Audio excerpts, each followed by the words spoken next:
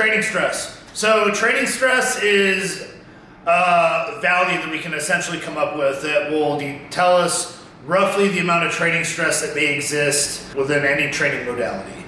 Now, some training modalities are going to be stressful on the body for different reasons. So when we look at a lot of like speed training that has very high acceleration rates, very high peak forces, a lot of times when we start to look at it, it's going to be very stressful on the connective tissue of the body. Whereas when we get into, say, hypertrophy training, for example, we're doing a lot of weight training, doing a lot of relatively slow training, but very high total forces. In those cases, we're looking at training that's going to be very stressful on the fascia and the muscular system of the body.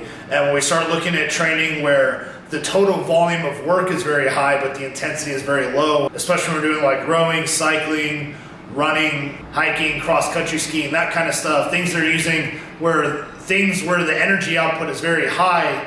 And in those cases, we're looking at primarily a metabolic stressor. So the limiting factor of these styles of training, assuming the work capacity is already there for it, we need to replenish glycogen and calories from performing those events.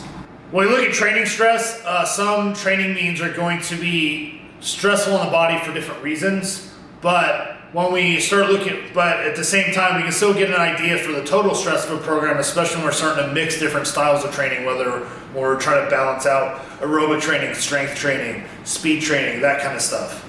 So I'll cover a few of those really fast. So although different training modalities may be biased in terms of the type of stressor that they impose on the body, we can still get like kind of an umbrella term and figuring out the amount of total stress that exists within the program. And it's going to be especially important when we start performing programs where we have a component of aerobic training where we're trying to balance that out with speed and strength and power training at the same time. So we have a few different means of kind of gauging this. One of those is more of an absolute measure of training stress, and another one's a more relative one. The relative one is probably the simplest, and that's where we can use some kind of RPE scale. So we can basically take any work interval that we're applying effort over, and we can apply some RPE value to it. And all that is just a rating of perceived exertion, and you just rate how difficult that set was on a scale of 1 to 10.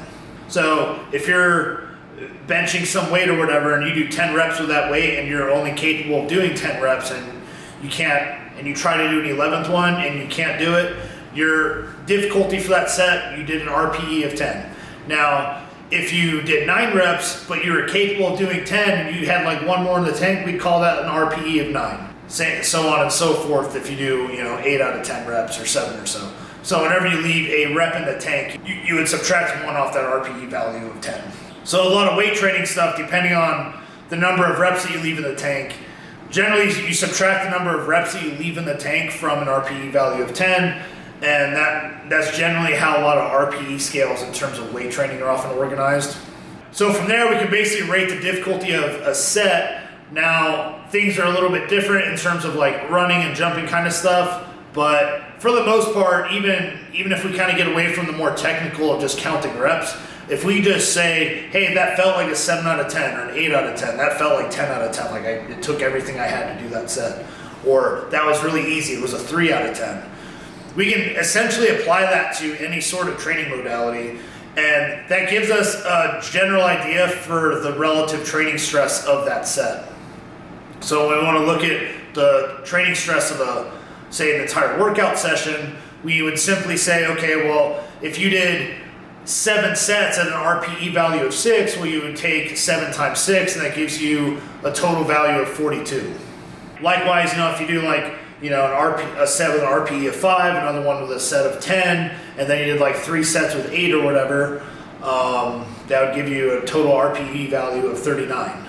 Now, when we start looking at trying to find how difficult a training program is on the body, this system is not necessarily a great one, because the problem is it doesn't give us very good values for absolute stress, because you can rest for 30 seconds between every set, and basically you would just see your performance drop off significantly from set to set to set if you're going to RPE of 10 every time. So, whether you're running, weightlifting, whatever, let's say you're squatting, for example, and you do a set of 15 on squats, you can't possibly do 16, and then you rest 30 seconds, and then you get like 4 on the next set, and then you get 3 on the next set, and then you get 2. And each time you go to task failure, and that whole time, each set, you're technically going to an RPE value of 10. So you can end up with these really high RPE values for that workout. But when we start looking at the number of reps that you perform, it's not very much. So even though you might do, say, 10 sets and have a relative training stress of value of 100, so you're going to find that, you know, the total workload wasn't as great. And the problem with the RPE system and these more relative metrics of training stress is that they don't account for things like fatigue. So doing 2 sets at an RPE value of 10, where 2 allow for incomplete recovery, and in the other case, 2 of them allow for complete recovery, you know, obviously the 2 that allow for complete recovery, that's going to impose more stress on the body than the one that had less rest, because you did more total work. You impose more total force on the body. So that's going to be kind of the downside of any sort of relative measure of training stress. And to kind of account for that, we can introduce absolute values of training stress. So when we look at absolute values of training stress, things can be a bit more technical. We have to collect a little bit more data for it. It does make it cumbersome. But it is very illuminating when we start looking at the types of programs that start causing injuries, programs that are very stressful on the body, and programs that are more likely to, you know, cause burnout with some individuals. So you basically come up with a value that gives us a measure for the training stress of a program. So whenever we take any work interval, for example, so out of your work interval, you have a set intensity. At that given intensity, let's say, for example, you're capable of doing 20 reps at, you know, some arbitrary weight or whatever, and you only go to 16, which would be 80% of the maximum that you'd be capable of. So that gives you, for that work interval, that gives you a value of 0.8 or 80%. Now, let's say on the second set, you do same thing. You do 16 reps, but you went all the way to failure. It took everything you had to go to failure, and you did 16 out of 16. But the thing is, on an RPE scale, that would rate you at a 10, but on this scale, it's still 8. It's not affected by fatigue. When you're not under the presence of fatigue, and if you're relatively well rested, we know that you could do 20. So same thing. You did 2 sets of a relative training stress of 80%, so that gives you a value of 1.6. So if we start to actually apply this sort of system to all the work intervals of the program, what we commonly see is that most individuals, when we only do like 3 sets to failure or something like that, or 4 or 5 sets to failure, a lot of times we hit these relative training values of about 2 to 3 for most exercises. And as we get deeper into a session, we start to notice that we start hitting diminishing returns on the amount of training stress that we can invoke on the body, even if we're still going to failure, because as we go through the session, the performance continues to drop off more and more and more as we go through the workout.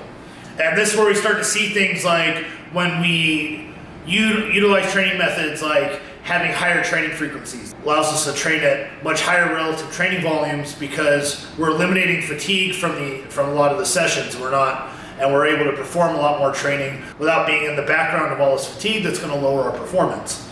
And by doing so, we find that we can get much higher volumes of more, what we refer to as higher intensity or more quality training, and training that's going to be more relevant to our goals. But the downside of hitting these sorts of training sessions where we have these really high RTV values, we're at a greater risk of overtraining injuries. And then from there, we can usually dissect, okay, if we're running into overtraining injuries, are they more metabolic in nature? Are we having joint problems? Are the muscles not recovering? Are we starting to run into risk of muscle strains and stuff like that? And then we can start identifying the training modality that's causing it, and then we can just reduce RTV value of those specific training modalities. And that's how you would use something like that to inform some of your training decisions if you have to course correct that on your program for any reason. So if you're on a program and, you know, if you try to do a session and you're hitting an RTV value of 5 or more for each exercise, and you're, you know, and a lot of times you'll see these kinds of sessions will last 2 or more hours, you know, where you're hitting, you know, between a 5 and a 10 total RTV value per exercise, and, you know, you're getting into the, you know, 10, 20 plus range for your entire session. These sessions tend to be very long and they're very stressful on the body. So anyways, those are the 2 primary means by which we can kind of start gauging relative and absolute training stress. We'll get into more in future videos how we can use some of those values to inform our decisions whenever we have to make changes to our training program.